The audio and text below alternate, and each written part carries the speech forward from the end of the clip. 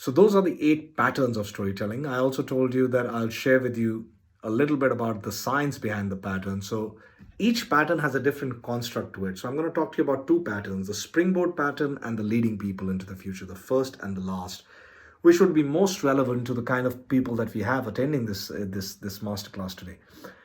Springboard pattern, 5 steps to craft the story.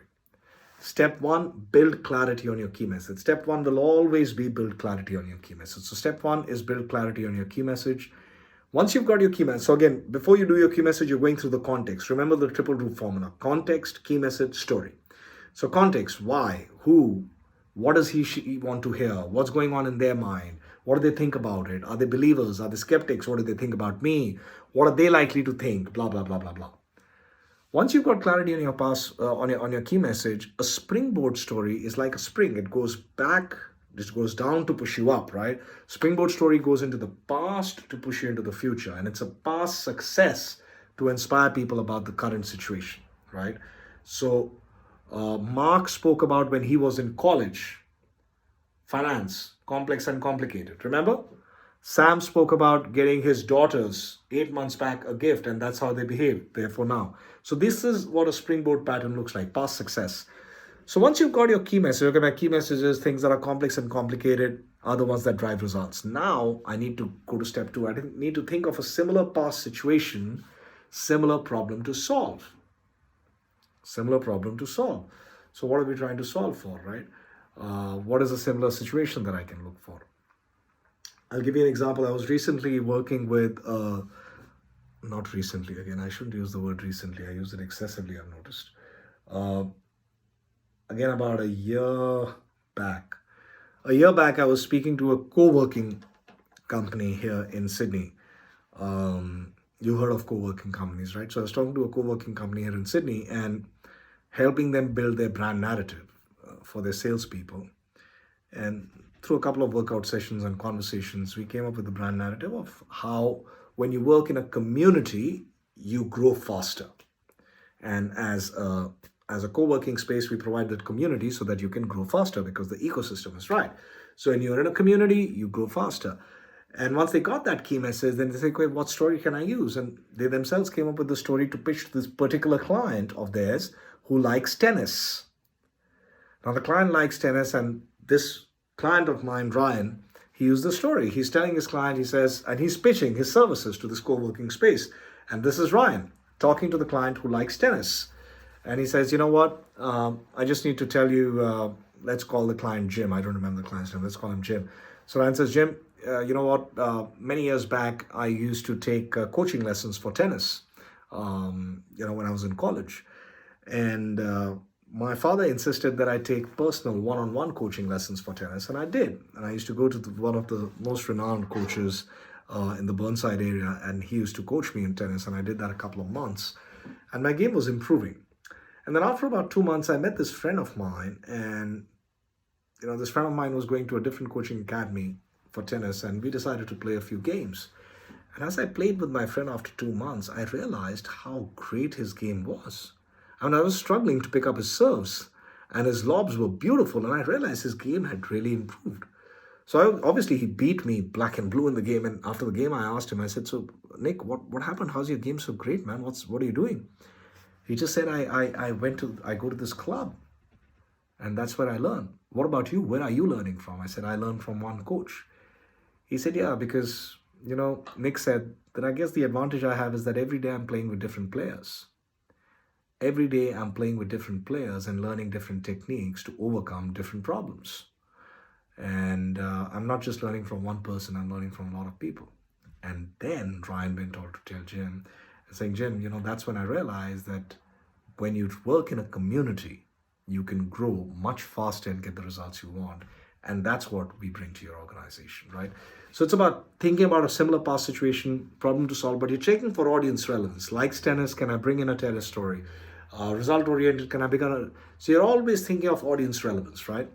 Number 3, build the character, context, and dilemma. Every story needs to have a character, and there has to be a dilemma, a problem worth solving. Those are the twists and turns that make a story worth listening to, right? Craft the characters experience till outcome. That's step number 4. You're taking them through the entire journey. Add specific scenes. Every story should have at least one scene that has a visual that will be imprinted on the people's minds. Instead of saying, I met him in his office, try saying, I still remember it was October, it was getting cold, and in the afternoon we were sitting in his office and the sun was streaming and it was a beautiful sight. I've just given you a visual. You see, so at least one. You don't have to overdo it, but at least give them one visual to anchor, to hold on to in the story. And finally, with the story, then transition to the current state or the problem worth solving without getting into the solution. So, Jim, that's the day I realized that when you work in a community, you grow and evolve much faster. So you've transitioned to the current problem statement. You're not given it a solution, saying, let me tell you how. Because solution is the paint. You're still just putting the primer on, right? So that's the Springboard Pattern. I hope that gives you an understanding of what the Springboard Pattern is. Prabhakar may not be able to hear me. I hope the others are able to hear me all right. Just give me a yes if you can hear me. And I know I'm not talking in the air. Okay, great. Prabhakar, I hope you've been able to figure out or work out whatever the issue was. And then we come to pattern number 8, the Just Imagine pattern. Remember Vikram saying his travel company, Just Imagine Peter, your customer has a flight from Delhi to New York. Remember that? That was a Just Imagine pattern. So first, again, build clarity on your key message. That's the first step. Always stays the same.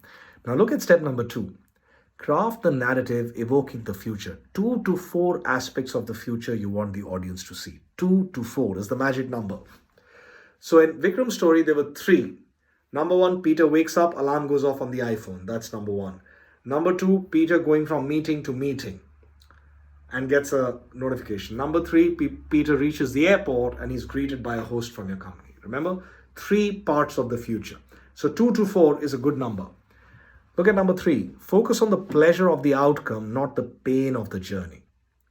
So when you're telling a narrative, which is Just Imagine narrative, at the beginning, you're talking about the pleasure of the outcome, not the pain of the journey. If you talk about the pain of the journey, it becomes more like a sharing knowledge story, right? And even in that, you don't tell the pain of the journey too quickly. So focus on the pleasure of the outcome, not the pain of the journey. Show them that they're having a cocktail on the beach. How they got there, you'll talk about it later. Not that you're hiding that information, but this is about showing a vision, right? So the politician is not going to say, yes, we can. It's going to be bloody difficult. We're going to lose a lot of money and all of that will happen. But yes, we can. No, you just say, yes, we can. So that's the important thing about the outcome, the pleasure of the outcome. Build a character or make it you. So Just Imagine story is best told from the lens of a character. Like in Vikram's story, the character was your customer, Peter. Imagine your customer, Peter.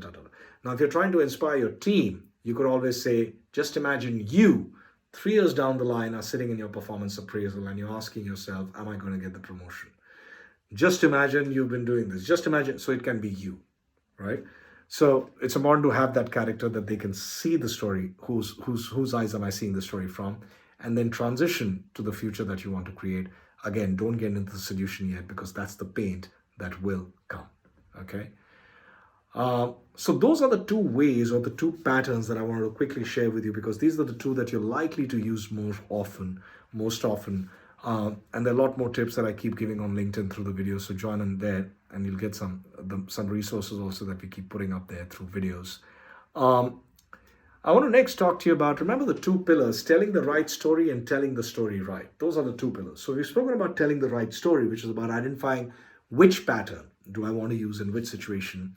Now, telling the story right is about these 6 elements to keep in mind while telling the story. Number 1, characters.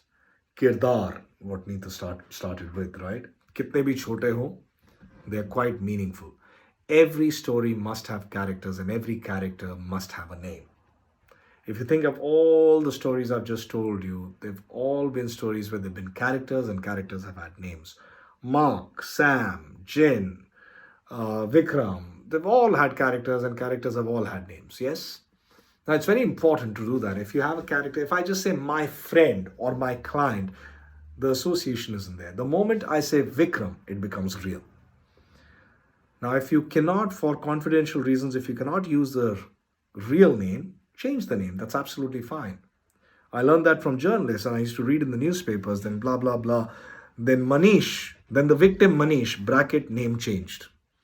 I used to say, the naam hi change karna hai, to just call the person victim only. But just calling the person victim or whatever is not going to associate me, connect me to that person. So it's really important to have characters and characters to have names, number one. Number two, anchor words and phrases, right? Complex and complicated. This is where NLP, the words that you want, that you will address in your key message, bring them into your story. Okay? Number three, scenery, make it visual. In your story, 3 minutes, 2 minute story, at least one visual that people can stick, that people can see, whether it's the auto rickshaw or the stage, one visual at least. Specific incidents within the story. So talk about he said, she said kind of a thing. A little bit specific, if you have the time, can really help. Make the tone conversational. Don't make it sound scripted. And here's where I'll contradict myself. You have to script your story, but not sound scripted. And that comes with practice, but it's really important at the beginning to script it, because otherwise you're not going to be able to prepare for your stories. And finally, do plan for your transitions. So from a story, I need to get to the key message. What am I saying to get to my key message? Initially, a couple of times when you do this, it may seem very, very prepared, rehearsed, and that's fine. That's just the natural order of learning how to acquire a new skill. Yeah? So those folks are the 6 things to keep in mind, and we're pretty close to the time to get to a closure. And does it work? Absolutely does work. These are some real, pretty latest reveals from my clients on how it's helped them. The first one that you see is from an AI company based in Melbourne, which has started using storytelling quite a lot for the last 6-7 months. And this is results over the last 5 or 6 months that they've been doing it. The other 2 are different organizations. Now, the last one is for one of our clients in India, one of the largest e-commerce players in India, using storytelling for inspirational leadership. This is the score measured through the entire internal engagement survey of how people are receiving the new way in which leaders are communicating. They didn't even use the word storytelling. They just wanted to get a sense of, are people enjoying the new way in which leaders are communicating? Obviously, what they were doing was storytelling. Whew. So with that, folks, thank you so much for joining in on this session. And let me open up the space to some questions. So I'd love to take some questions that you may have. If you can pop in there.